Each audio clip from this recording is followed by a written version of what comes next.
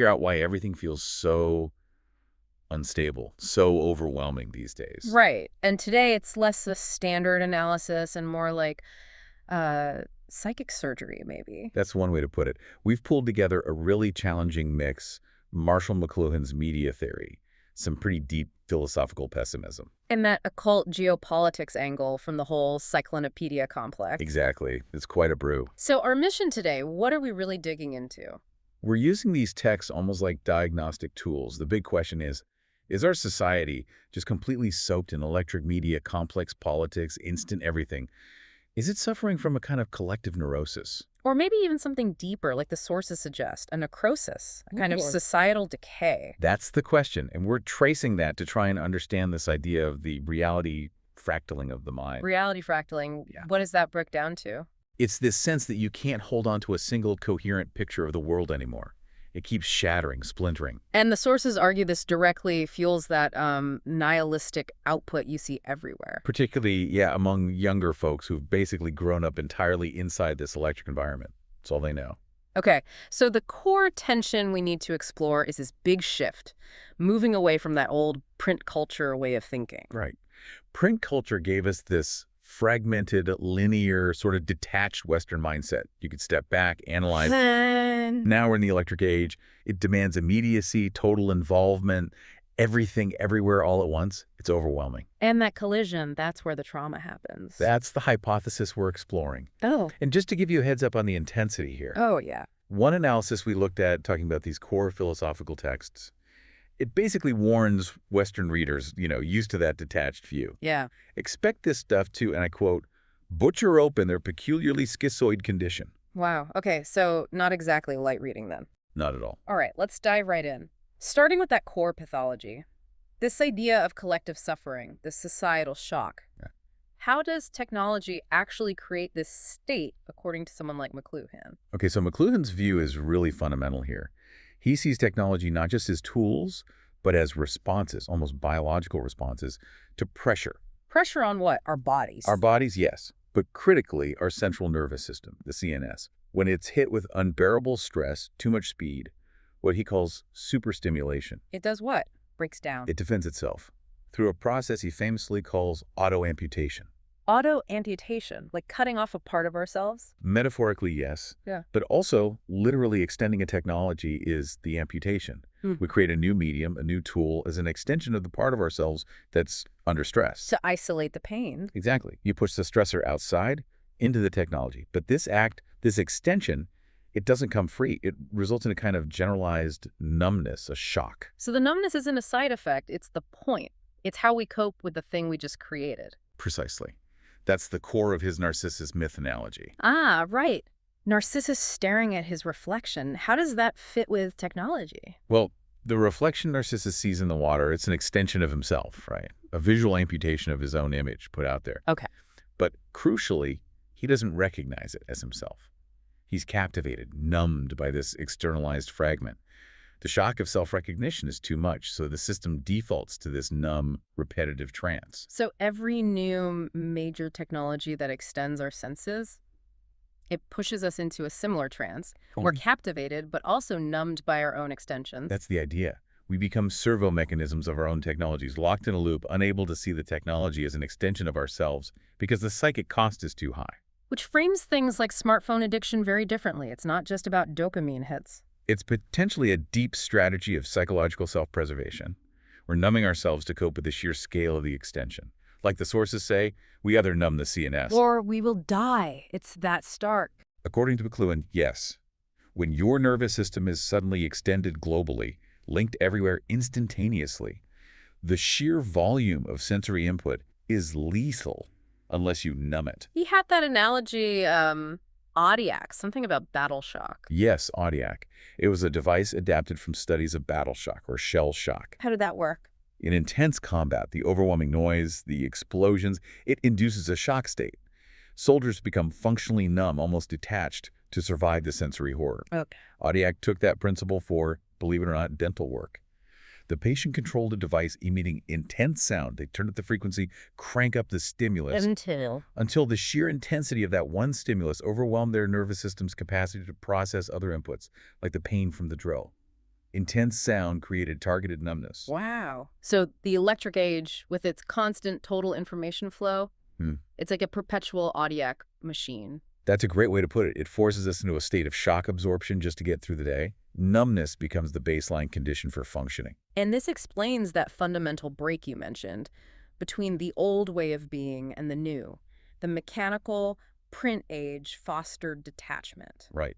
Literate Western culture, shaped by print, developed this incredible ability to fragment experience, to act without immediate reaction. Think of a surgeon, like McLuhan often did. Total focus, emotional detachment needed for the task. Exactly. That detachment, that fragmentation, allowed for specialized linear action.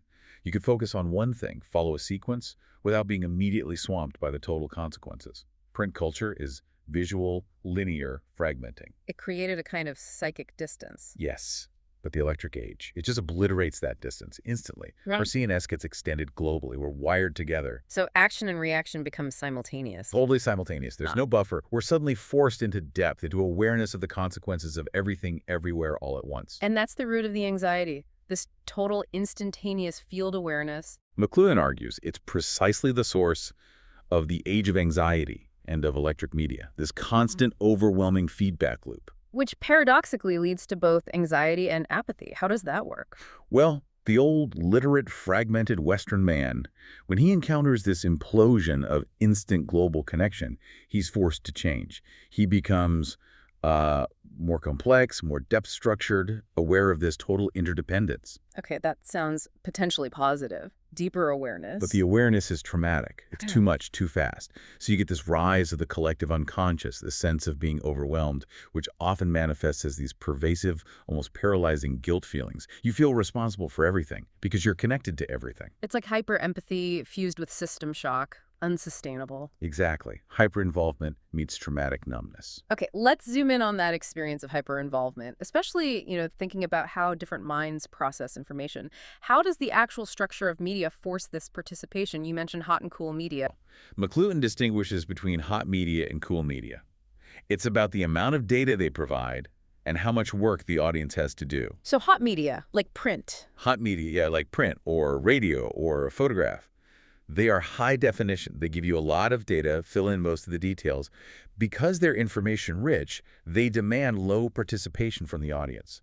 You just absorb it. It's relatively passive. Okay, makes sense. So cool media is the opposite. Exactly. Cool media, think at television, especially early TV, cartoons. The telephone is low definition. It provides much less data, leaves gaps. So you have to fill them in yourself. Precisely. It demands high participation. Yeah. You have to actively engage your senses, your mind, to complete the picture, to make sense of it.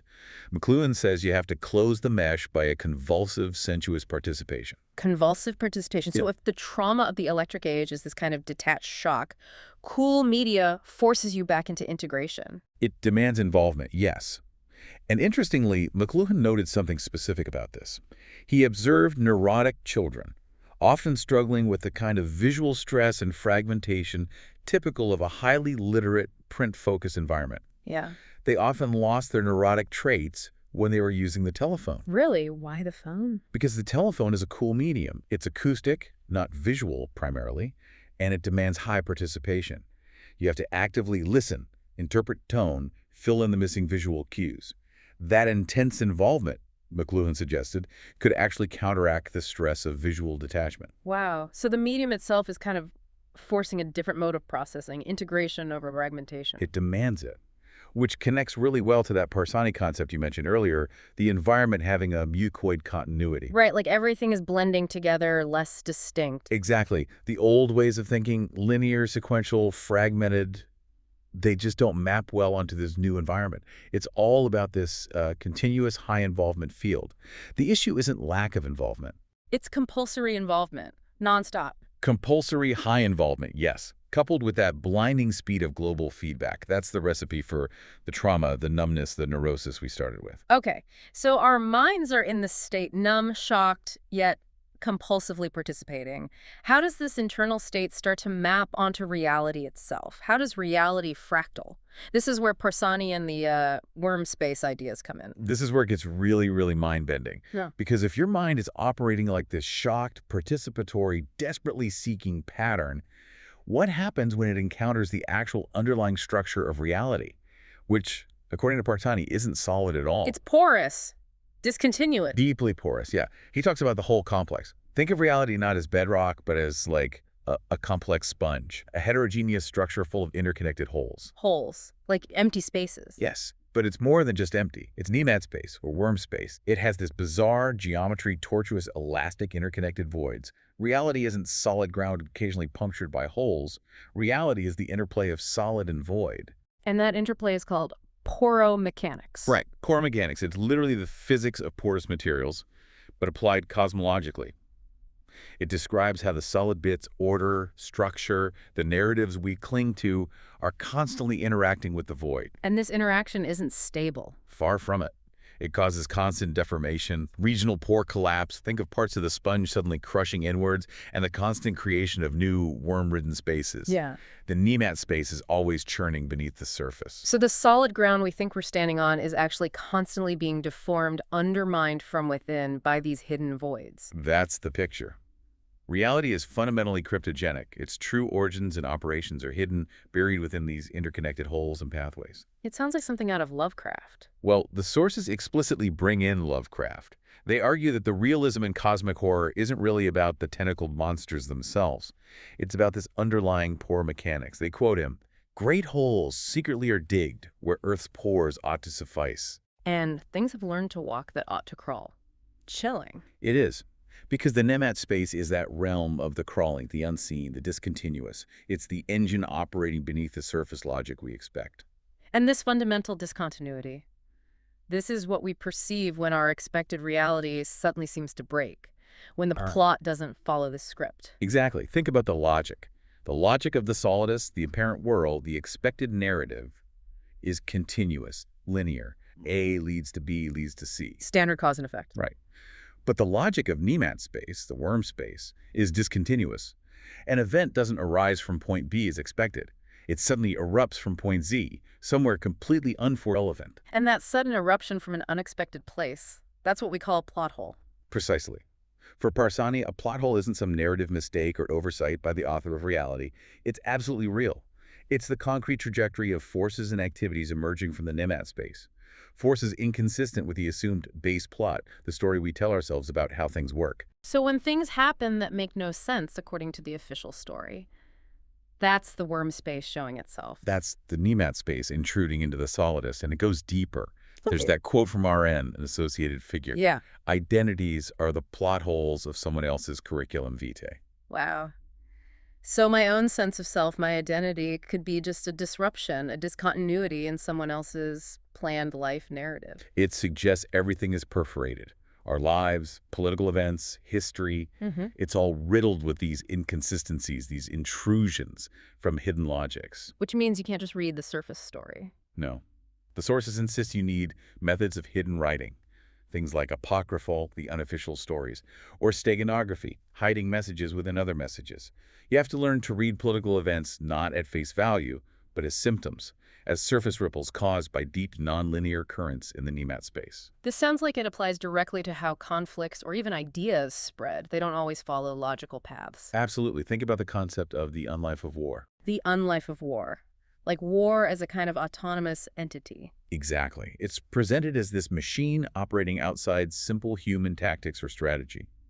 The old Assyrian doctrines, which Parsani draws on, saw war, sometimes symbolized by beasts like the lamassu, as something that spawns war machines. Only to eventually consume them. Yes. It's inherently self-consuming, but also expanding. And because of this, war actions can't just stay in the battlefield. They have to spread to diffuse. They must camouflage themselves and move through totally different modes of existence. Well, war becomes like a contagion, an epidemic. That's exactly the term used. Vectors of epidemic dispersion. War, or its effects, leaks out. It doesn't just stay in the war category. It affects infrastructure, domestic politics, the economy, culture, everything. It becomes a nonlinear attack on the coherence of the whole system. A kind of societal reality fractaling driven by conflict itself. And this dispersion isn't just metaphorical. The texts get very specific, talking about dustism. Dustism, like literal dust. It seems so, but dust elevated to an almost ontological principle, especially linked to interpretations of Middle Eastern geopolitics within these texts. Dust isn't just inert particles. What is it then? It acts as a resident outsider, a physical carrier, an interdimensional carrier even, of what are called xenochemical particles. Xenochemical, meaning alien chemistry, from outside our reality. That's the implication. Particles that defy normal analysis, originating from outside.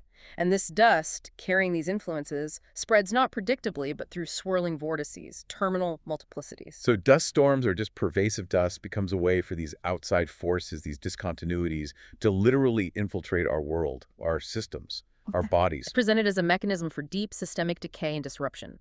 Figures like the Mesopotamian demon Pazuzu are even described as actively using dust, scavenging the biosphere as dust clouds, linking them to underground xenochemical hydrocurrents to spread plagues and chaos. This paints a picture of the Middle East, in this philosophical framework, as a zone of constant, intense decay and reconfiguration, a process fundamentally hostile to the orderly, linear logic of, say, Western solar capitalism. Yes, it sets up a dynamic tension. The perceived stability of one system versus the perceived chaotic, regenerative decay of another. And it suggests that the psychological shock and fragmentation we feel isn't just from media.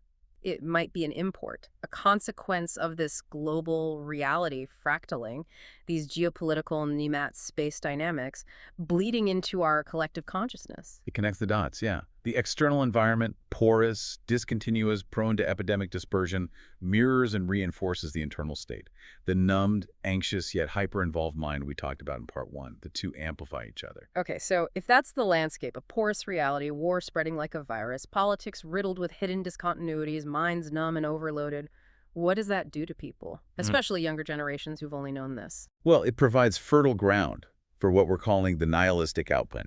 It makes sense, doesn't it? If the foundations feel unstable, if the narratives don't hold, nihilism looks less like a choice and more like an accurate description. But the sources, particularly Parsani, seem to frame decay differently, not just as an endpoint. Right. For the Parsani, decay isn't just entropy. It's actually a form of cosmogenesis, a way things are made. How can decay be creative? He argues that the conventional path to perfection, trying to achieve some static ideal, is actually a dead end. It leads to the perpetual degeneration of the ideal because it denies reality's dynamism. Decay, on the other hand, Forces change. it forces an oscillation, a necessary rhythm. It makes systems fold back to their absolute minimum, the minimal body shedding complexity. But then, from that minimal state, it forces an unfolding into totally unexpected systems and modes of politics, things you couldn't have reached through linear progress. So the nihilist, in a way, understands this rhythm, rejects the static ideal in favor of embracing the cycle. That's one interpretation. They see the hollowness of the promised perfection and perhaps intuitively grasp that real change comes through breakdown and reconfiguration. And this connects to those philosophical pessimists you mentioned, like Ciaran or Nick Land. Their critique isn't just about decay, it's about boredom. It's about the horror of artificial stasis.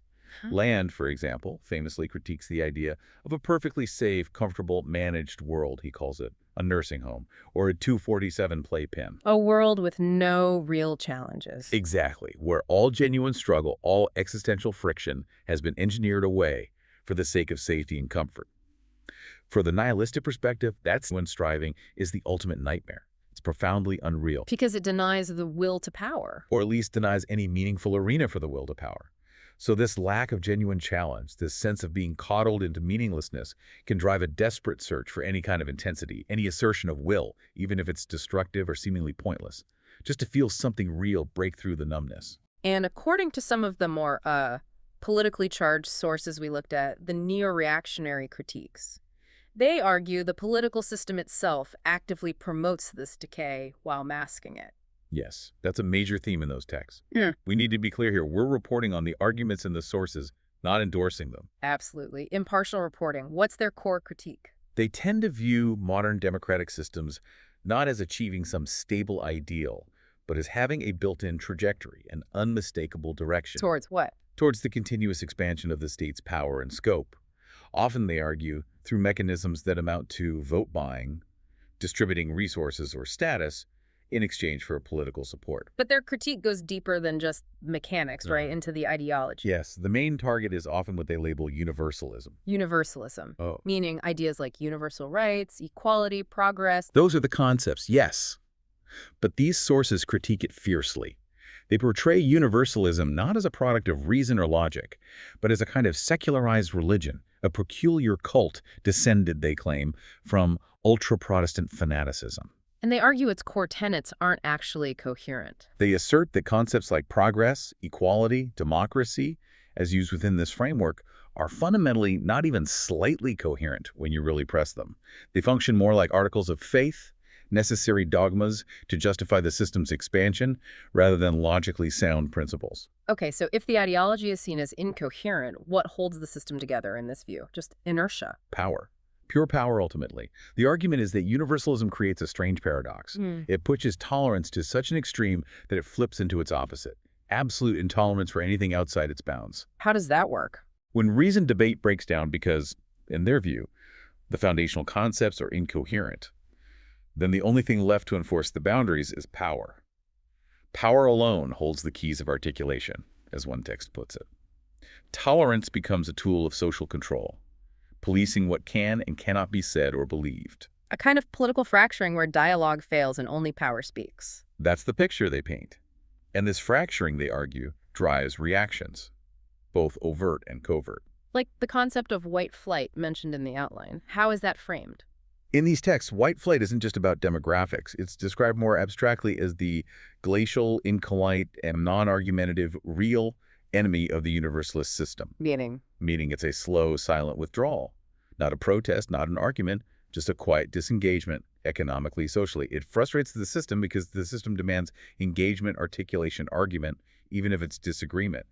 This silent withdrawal offers nothing to push against. Okay, so that's one reaction. What about the opposite, like grievance culture? Grievance culture is presented almost as the system's immune response to that silent withdrawal. If silent disengagement is the enemy, then loudly articulated grievance is welcomed, even encouraged. Why? Because it keeps people engaged. It allows the system to manage discontent by awarding status, recognition, or compensation framed in the sources sometimes bluntly as compensation for economic incompetence based on articulated grievances. It channels dissent into manageable, legible forms. And all of this, the fracturing ideology, the power dynamics, the managed dissent, it connects back to the media environment, the compulsory participation. Absolutely. The media isn't seen as a neutral observer in this model.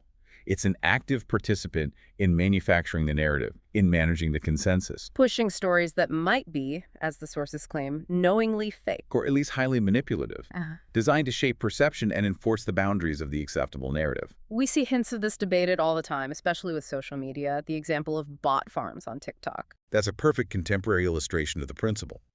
The sources discuss how easily consensus can be faked online. You see a post, it has thousands of likes, seemingly uniform support, maybe driven by bots or coordinated campaigns. And if you don't have a strong opinion yourself, you're highly likely to just go with the flow, to follow what those people believe rather than stick your neck out and go against the grain. It feels risky to dissent from what looks like overwhelming consensus. Which is McLuhan's point exactly right. The mosaic form of news demands communal participation. Precisely. Social media, like the newspaper McLuhan analyzed, is a mosaic, a corporate image. It demands you participate as part of the group, not as a detached, critical individual. By faking the consensus, you compel participation along predetermined lines. It short-circuits private judgment. Totally. It leverages the compulsory involvement of the electric age to enforce conformity and maintain the dominant, even if fractured, narrative. It accelerates the very incoherence it claims to fight against. All right. Okay, so we've painted a pretty grim picture, right? Societal neurosis, reality itself feeling like it's splintering, leading to this widespread nihilism. The obvious next question for you, for anyone listening, is, well, what do we do? How do we stop this sliding into, total necrotic contagion? Is there a way out, according to these sources, or are we just doomed to fractal? They don't offer easy answers, definitely not linear ones. But they do suggest pathways, focusing on awareness, strategy, and maybe even a different kind of engagement with reality. McLuhan, for instance, talks about the role of the artist as creating an anti-environment. Yes, this is key for McLuhan. He saw the artist as having a unique function, almost like society's early warning system. How so? The artist, he argued, is uniquely sensitive to shifts in the sense ratios caused by new technologies. They feel the changes before the rest of society goes numb. So they can anticipate the trauma. And potentially provide the tools to cope. Art for McLuhan, isn't just expression. It's precise advanced knowledge of how you need to rearrange one's psyche to handle the next blow from our own technological extensions. Or as psychic survival training. Kind of, yeah. It's a way to make the environment perceptible. The normal environment, especially the media environment, is usually invisible, subliminal. Art creates an anti-environment that throws the real environment into sharp relief, making it visible, understandable. So studying media, studying art, that's a way to regain control. It's the intellectual path, definitely. McLuhan believed that media study at once opens the doors of perception. By consciously understanding how media and technology shape us, you bring their effects out of the subconscious traumatic realm. You move from being a numb victim of the narcissist trance to being an aware participant. Exactly. Awareness is the first step towards coping, towards not being simply overwhelmed by the amputations. Now, Parsani takes this idea of awareness and coping into a much more geopolitical, strategic space, right? Contrasting different kinds of openness. Yes, he draws a really stark distinction between two fundamental modes of being open. What are they? First, there's economical openness. This cautious, calculated, it's about being open to that. Selectively letting things in. Right. It's about survival. You carefully appropriate useful signals, information, energy, what you might call xenochemical signals from the outside, but only what helps you maintain vitality. It's like strategic paranoia, being open just enough to thrive. Okay, that sounds sensible. What's the other kind? The other is butchery openness, and this is radically different. It's about being open by something. Right. Open by. That sounds violent. It is. It implies a radical vulnerability, almost a strategic surrender of defenses. It's not about cautious selection. It's about allowing yourself to be fundamentally penetrated, restructured by outside forces. Parsani equates it to summoning a faceless plague against your own immune system. Why would anyone choose that? Within this framework, it's seen as a strategy for radical transformation, particularly associated with the Middle East's philosophical trajectory in these texts.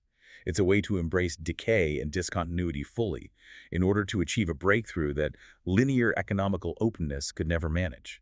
It's a move towards radical openness. So it's like strategically inducing a crisis to force a metamorphosis. That's a good way to think about it. Yeah. It involves achieving an intimacy with the very forces of decay and dissolution, getting close to the cold and begotten mutant dead God, as one phrase puts it.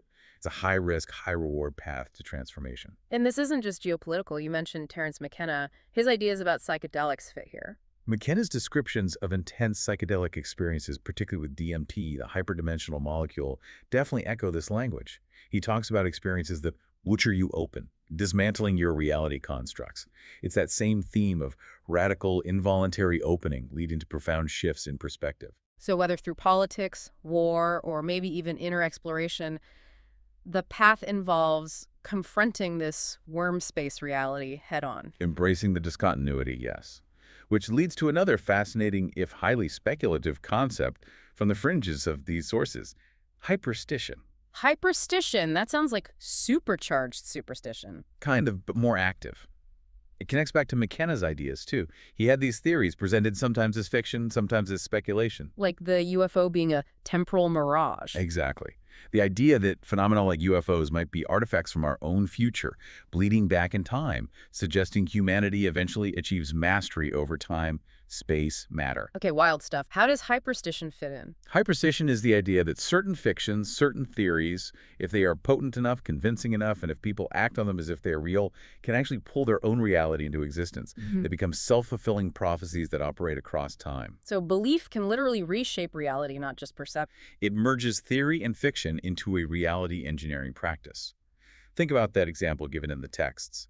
The theory that oil is actually a sentient entity from the depths of the earth. Right, influencing human conflicts for its own dark purposes. If a group of militants, say, truly believed that, and based their entire strategy and ideology around it, acting as if it were true, hyperstition suggests their belief and actions could start to warp events, making the fiction retroactively become true within their operational reality.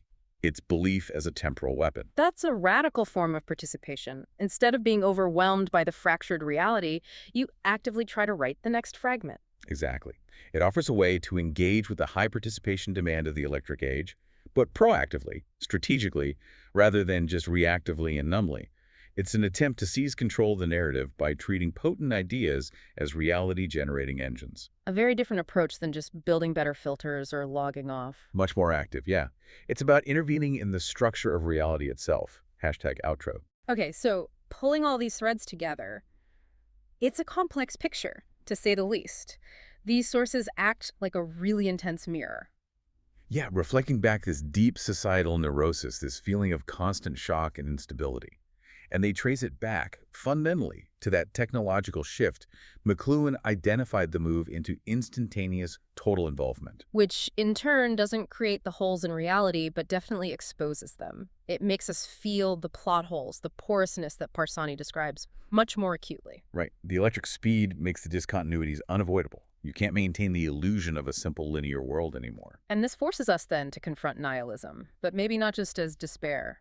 Not necessarily as an endpoint, no. The Yeah. sources seem to frame it more as a potentially necessary phase, a kind of strategic decay maybe, that you have to pass through to get to a more radical transformation, a different kind of operating system for reality. Whether that transformation comes through art, like McLuhan suggests, or through radical political or even metaphysical strategies like butchery openness or hyperstition. The common thread is moving beyond passive numbness towards some form of active, aware engagement with the fractured hyperparticipation environment. Which brings us to a final, pretty provocative thought to leave you with. It draws on those ancient Mesopotamian war ideas in the Parsani material. The idea of the axis of evil against evil, AQ 490. Exactly. This ancient doctrine conceived of war not just as conflict, but as a strategic plane that could be used, paradoxically, to devour war itself, to consume the war machines it generated. A kind of auto-cannibalistic strategy for controlling conflict's spread. So here's the question for today. If the electric age, as McLuhan described, has turned us all into citizens of a single global village, constantly deeply involved. And if war, as Parsani suggests, is now an autonomous unlife, spreading like an epidemic through all systems. Then, are we, the hyper-involved, constantly participating citizens of this electric age? Are we essentially the new war machines, destined to be consumed by the very processes of conflict and information warfare we're participating in? Or is there another path? Are we perhaps the elements that need to practice decay? That strategy of camouflage, of dissimulation, of hiding our true intentions or identity. A kind of radical closure of the self as a survival tactic against the demand for total integration, total openness, total participation that the electric age imposes. Succumb to the shock and become part of the machine, or adopt strategic camouflage to navigate the chaos. That seems to be the unsettling choice presented by these texts. Something intense to think about. Thank you for joining us for this deep dive. See you next time.